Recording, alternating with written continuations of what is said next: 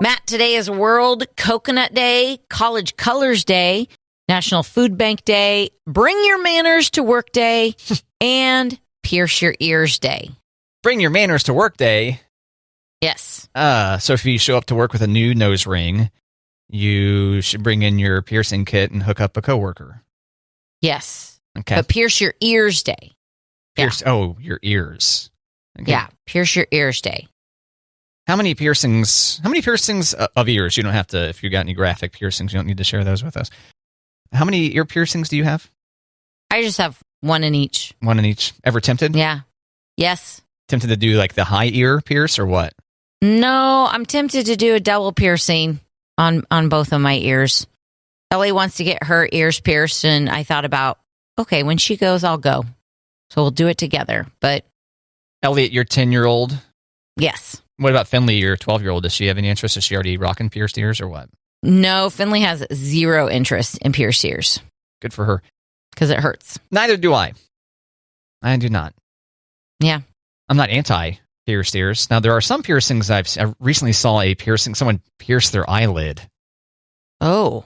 And I was like, what's that piercing look like on the other side of their eyelid? That sounds painful. Yeah, and it looked like the eye was, kind of red. My guess is it didn't appreciate there being like a metal stud rubbing into the corner of it. Yeah, no kidding. Oh, and it's also Labor Day weekend eve. Correct. 3 days until Labor Day. That's exciting. 59 days until Halloween. Ooh. If you're unfamiliar, I must make Halloween sound effects. It's obligatory, for sure. Basically, whenever there's anything close to spooky being mentioned on this show. Thank you for your patience. More people are traveling this year for Labor Day than last year, Kate. Yeah? Yep. 22% more. Domestic travel, flights, cars, cruises, hotels, and tours counts, according to AAA. The airports, 12.7 million people expected to fly from U.S. airports, and that if you're flying, you should expect delays in Atlanta, Denver, and L.A. especially. Okay. I kind of find that interesting. We probably should have shared this tip earlier, but hit the road early in the morning to, beat the traffic. Yeah. Get out there. Pack up and go. And for your flights as well. Leave early for that so, you don't get stuck in security and, there goes your plane. Whoops. Bye-bye. Bye-bye. And what else here? Domestic airfare, $278 on average. That's 23% more than a year ago and 20% more than pre-pandemic. Would be 2019. That said, they say there's some last minute. You should look to see if you want to, if you don't got many plans. And you're like, I could come back on Tuesday or Wednesday. Yeah. I feel to book a flight today, hit the road or hit the air, fly back Tuesday or Wednesday, maybe score a good deal. There you go. Go do it. I don't have the guts to pull off such stuff, though, personally. Do you have the guts to even look, though? Well, just looking would be, I already have plans. Oh, okay. But I just don't see myself being the person that, especially the person that just shows up at the airport. Let's see. No. Mm-mm. I would never make that trip just to wing it. Right. No. Wink. Kate, remember we talked about the pizza bowl, the Papa John's pizza bowl? Yes. So it's basically, imagine a Chipotle burrito bowl, but filled with all the pizza ingredients and then baked to get rid of the crust. And so I found out, in fact, yes, Gino's in St. Joe, downtown St. Joe, has the pizza bowl. I was like, I think someone probably in town does this, and I don't know who. Let me know, and found out, indeed, yes, go to Gino's, good St. Joe pizza joint, and score yourself the pizza bowl there. Pizza bowl. Now you don't have to settle for Papa John. Mm-hmm. Just singular, John? Yeah, just singular Papa John. You don't have to settle for that guy. Mm-mm. That guy's bowl. Go local. I haven't seen him in a while. I haven't heard any controversy from Papa John in some time. I think they've got him bound and gagged in some conference room. Don't say anything. But I want to see pictures of sweaty Papa John amongst, some college kids. Those are my favorite photos. Ew. Papa John basically completely wasted. Got his arms around a couple of college dudes who are like, hey, look, it's Papa John. Better ingredients, better pizza. Sweaty Papa John. Right. And bad plastic surgery, Papa John. Oh, did he have bad plastic surgery? I'm looking at the photos now. I searched for Papa John, and so I'm scrolling through photos. He looks quite fit in some of these, but then later, Papa John, his face all puffy and weird looking. And I don't think it's because just natural old person puffy face. I don't think it's natural old person puffy face. Okay. And he looks plasticky. Search for Papa John on images. Pull him up in front of you there. I went a step further. I did Papa John plastic surgery. Okay. And? There's a picture of Peter Brady and Fred Savage in a Venn diagram, and Papa John is the middle. All right. That sounds about right. Yes. Stop everything. Does Papa John look more like Christopher Knight or Fred Savage? Yeah, that's the one you're talking about, right? Yeah. That's fantastic. Thanks, Kate. Yeah. Matt, here's a good reason to reduce your screen time. Oh, no. Yeah. Okay. A new study found that blue light from our phones, laptops, and TV screens is aging us. Oh, dear. Yeah. So blue light, blue hair. A researcher from Oregon State found that the excessive exposure to blue light can cause cellular damage, which could result in acceleration of the aging process. That was one thing when they told me the blue light was bad for me to fall asleep. Yeah. But now if I'm going to age quicker than I already am, Now I need to wear a hat when I look at my phone, protect my hair. Put on some sunscreen, Screen. Yeah, you need screen for your face. SPF 5000. Yep. Bosses want workers back by Labor Day. They're not going in without a fight. The headline from this story here, Kate. And I've seen lots of these stories. Actually, the bosses are saying, all right, Labor Day, that's a good time to demand everyone get back with us on Tuesday. Okay, we want you back into the office. Come on, get in here. And then some employees are like, psh, nice try. I'm going to continue working from home until you fire me and meanwhile find a new job, more or less. And I encourage that kind of behavior. Don't you think that saying... Stick it to the man. Yeah. Don't you think that making Labor Day the demarcation line is not cool? Because then not only is it the end of summer, because many people consider Labor Day to be the end of summer. Right. But it's also the end of staying away from your annoying coworkers. What the H, man? Come on. Everything all at once? Couldn't have made it October 1st? Where are you at on this, Kate? Is October 1st a better one? I don't know. It's just, at least it's not September 5th. Yeah. At least it's further away from the end of summer. Okay. I get that. When do you think would be good? March, maybe? Springtime? Right? People get excited for springtime? I wouldn't want to go back then either. I don't know. I'm surprised that bosses are saying, okay, time to come back now. I would think they'd be saying, come back if you feel comfortable. But, if they're getting their jobs done. Come on, Kate. You've had bosses. Remember how stupid they are? Right. True story. Not our current bosses. We're talking about bosses from jobs past. Yeah. Yes. It made me very grateful to not have the bosses of my past life during the pandemic, because I definitely would have had to quit. It'd be like, there's no stinking pandemic. Get to work. Right. And now let's do our breathing on each other exercises. Come on. Let's go. Hug it out. Yep. Group hug. This is team building activities. Yep. These are team building activities. Shouldn't give up on grammar just because it's nearly the holiday weekend. Right. Yeah. Matt, pumpkin spice season is here. Yes, it is. Which state do you think is the most pumpkin spicy state? Oh, dear. I will say Massachusetts. Oh, interesting. Yeah, but no. Aren't there pretty fall colors over there? Right? So, because the fall in the East Coast is beautiful. Yep. The takeout.com analyzed Google Trends, and the state with the most pumpkin spice searches, Washington State. Oh, okay. Then California, then Colorado.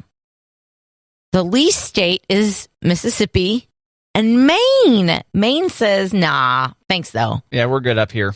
Yeah. But like what you were saying about Massachusetts, that's a hard word to say right now. Like you said about Massachusetts, why do you think people love pumpkin spice so much? Why? Mm-hmm. It reminds them of their childhood in the fall. Very close. There's actually a scientific reason. According to researchers, our brains associate the flavors of pumpkin spice like cinnamon, nutmeg, cloves, and ginger with those warm and fuzzy feelings of fall, family, and holidays. Aha. Which those are my jams, but those are not my scent or flavor jams. So yeah, what are yours? What sense? You would think that I would be like all over pumpkin spice if that's the scientific reason, but yeah, because that doesn't make much sense, Kate. Yeah. You get it? Get it? Sense. Sense. Sounds like sense. Different words. Now, what would your flavors be? My fall flavors? No, just your flavors that make you feel like think about family and the holidays and warm, fuzzy feelings. Oh, probably all the Thanksgiving things. Okay. Not necessarily mushed together and then set ablaze, but yeah, just the various different, like if you're smelling a turkey, if you are, like pumpkin, honestly. Like pumpkin pie. Smell pumpkin pie cooking. Nice. You? I think I'm more like summer stuff. Oh, okay. Because that makes me think of family and warm and fuzzy feelings. So like popsicles make me go, oh, I was a kid and I used to ride my bike and climb trees and yeah. Warm and fuzzy. Warm and fuzzy feelings, yeah. That's something I wouldn't equate to summertime activities. I know. Interesting. But warm and fuzzy, not necessarily like temperature though. Like you get that warm and fuzzy feeling. Not like I need to wrap a blanket on. Yeah. If you've ever wondered who that person is with the quilt, rocking the quilt, wearing a quilt, poolside, that's Kate. Right? Yeah, totally. Comfy. No, because then I couldn't get my tan on if I had a quilt. Oh, yeah, that's right. Kate abuses her skin in the summertime. I do. And she ain't scared. Mm-mm. Okay. Kate, do you think you have what it takes to be a ball person? I'm going to need more specifics to ball person. Are we talking tennis? Yes. Are we talking baseball? I'm impressed that you got that on the first guess. Yeah, tennis. Okay. Yeah, I ran into this article because, tennis is happening right now. No, those ball people pay way more attention than I ever could. I do not have what it takes to be a ball person. No. All right, continue. Okay. So U.S. Open is happening now. Serena Williams continues to surprise and delight as she's done, right? More or less. Right. And then she and Venus are doing a doubles. Do you know that? Mm-hmm. Yeah. Mm-hmm. So there's a 300-person ball crew. It's a lot of ball people. Yeah. Half of those people have done it before. Okay. What do you think the age limit is to be a ball person, Kate? 16. There isn't one. Get a grandma out there. Stop it. There is no age requirement for it. Mm-mm. Huh. No. How many ball people per match? I don't know. Okay. I'm not sure. I would think there'd be at least 2, right? Right. The back and, yeah. The other back? The back and the other back. And are there some on the sides, maybe? I don't know. I was going to say, are there sideline ball people? I haven't paid enough attention. But 300 total sounds like a lot. That does sound like a lot. The U.S. Open. Could you be a ball person for baseball?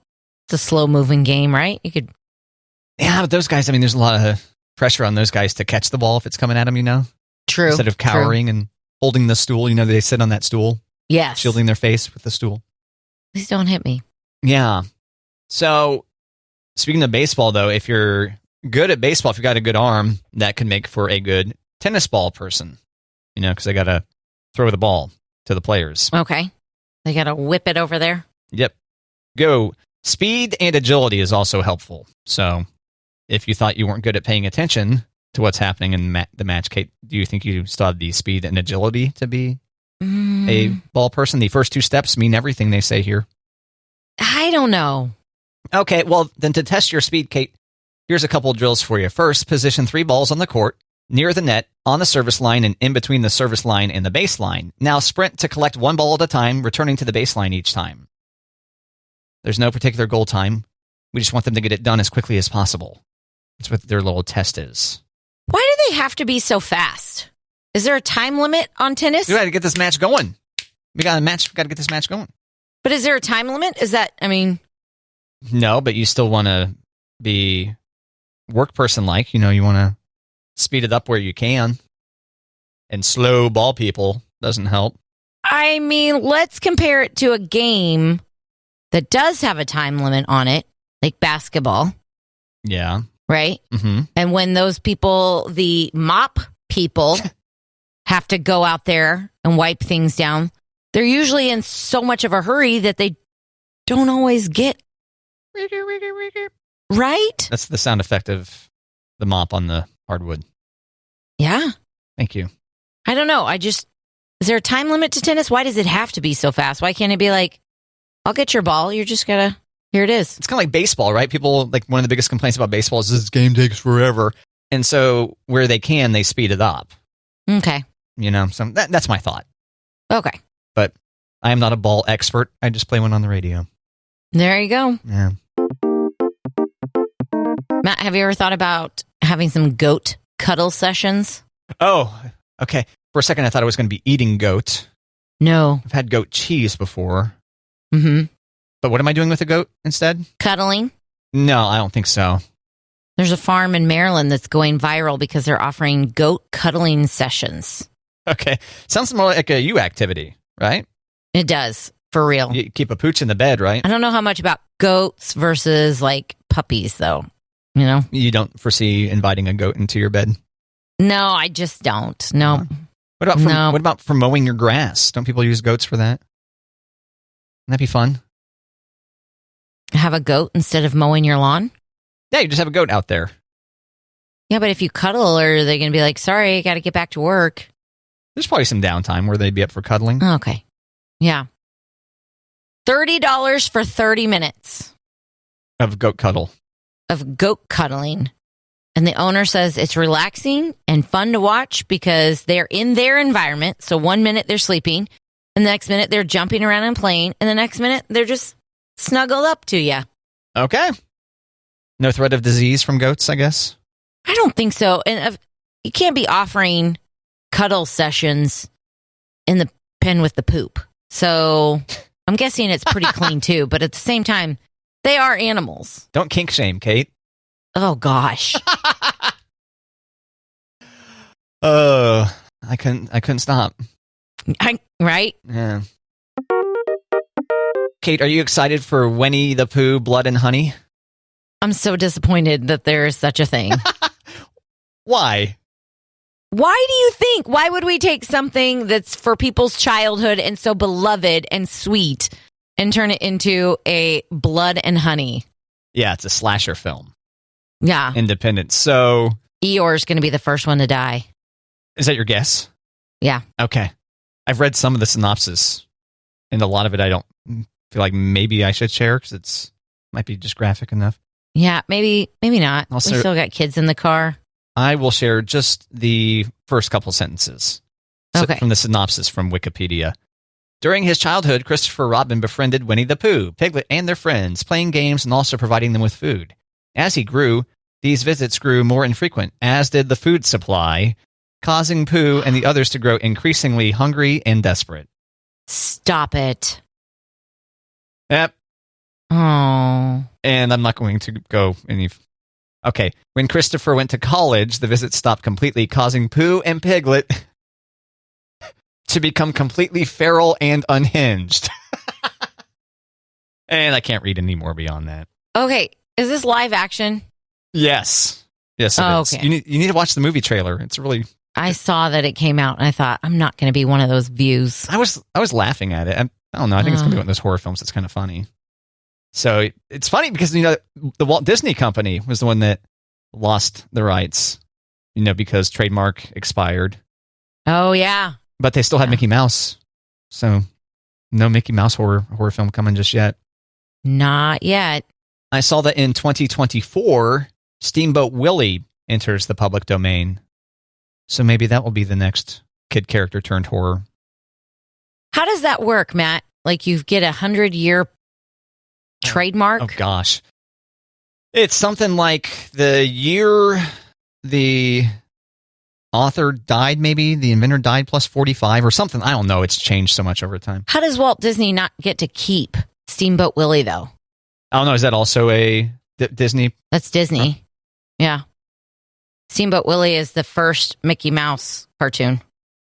Well, it's like, I think of a good comparison. Something that's been around for like Western Lit. You know, like why are people allowed to freely reprint those books? It's just like once they get to be a certain age, they enter what's called the public domain.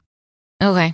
And I'm just not nearly as well versed to explain it in our time. But yeah, keep your eye. Like if you look up public domain, which I'm tempted to do now, but I won't, you'll see a whole bunch of things entering the public domain, which means you can also like watch films. That's why there's a lot of films that you can watch for free without commercial interruption on YouTube, etc. Okay. So go forth and create your own horror film based on characters entering the public domain, Kate. Oh, okay. I'm good. Thanks. All right. I know. Fine. Matt, something you didn't know you needed in your life? McNugget slippers. McNugget slippers. McDonald's releasing a new line of chicken McNugget-inspired slippers called... Care to guess? Okay, McNugget slippers. They're not just called McNugget slippers? Nope. Are they McNugget themed? Yes. Okay. Oh, gosh. McFeet. Is that it? That was a good try. McShoe. McSlipper. The chicken McNugget-inspired slippers are called Nuggies. Nuggies. Aw. Yeah. Color and texture of Nuggies is the same as the iconic Chicken McNuggets. Golden, crispy, and packed with personality. The slippers come in a box that resemble a dipping sauce packet, and they're only available for a limited time. I assume you got to go online somewhere to find these. Yeah. I don't think you can get them in your Happy Meal. Damn it. I know. They'd tear right through the bag. Probably too large. I just found a t-shirt that said chicken nugs and mama hugs. Like, hey, that's my life right there. Sums you up. Oh, so it's Uggs. They're Uggs boots. Uggs. They're like boot slippers. Yeah, I wouldn't call those slippers. I would call those Uggs. I don't think they look like chicken McNuggets. I'm a little disappointed now. We are excited to bring Nuggies to life, combining two iconic Aussie favorites that are perfect for a comfy night in. So this is McDonald's senior brand manager Liz Whitbread. Interesting name. I know. McDonald's. I feel like she changed it. Her original last name was Whitebread, but she had to take the E out. Too many jokes. Yeah. It's Whitbread.